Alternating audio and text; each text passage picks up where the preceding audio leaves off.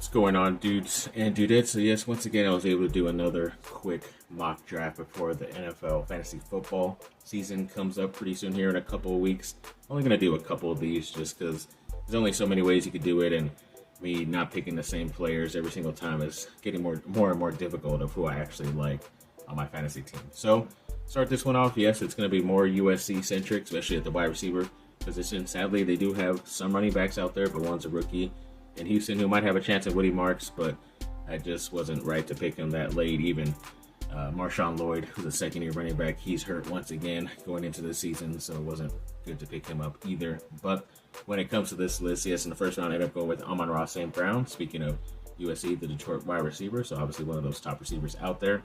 Then went with Drake London, my second-round pick, who's another USC ex-wide receiver. He's a top guy there in Atlanta as well. On the third round, I went with Trey McBride. Pretty early for a tight end, but he's considered like the first or second best tight end, so not bad pickup there. Fourth round, got the quarterback in Jayden Daniels, who's going into his second year with Washington. So it could be a sophomore slump, or he could just still continue with the better players they got around him.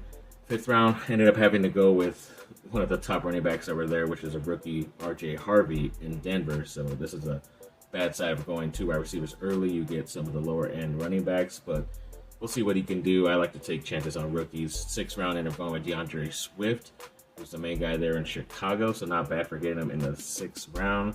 Seventh round, ended up going with Aaron Jones Sr., who did sign a big contract, but he is getting close to 30. Caleb Johnson, once again, another running back from Pittsburgh. He is also a rookie too, but seems to be the lead guy there in Pittsburgh. Went with a whole slew of running backs too. In the ninth round, ended up going with Tyrone Tracy Jr., the New York Giants running back, who did pretty good for me as a rookie last year. Then went back to the USC players and Jordan Addison, Minnesota wide receiver. Sadly, he will miss the first 3 games of the season, but he's still the second guy out there. Minnesota. 11th round, went with Michael Pittman Jr., another ex-USC wide receiver. He usually was picked in the top 5 rounds before, but now it's just uncertainty at quarterback, which is why he's getting picked this late, but still snagged him up. Ended up going with another backup tight end in Dallas Goedert, who is actually a starting tight end for Philly, so that's a nice pick late.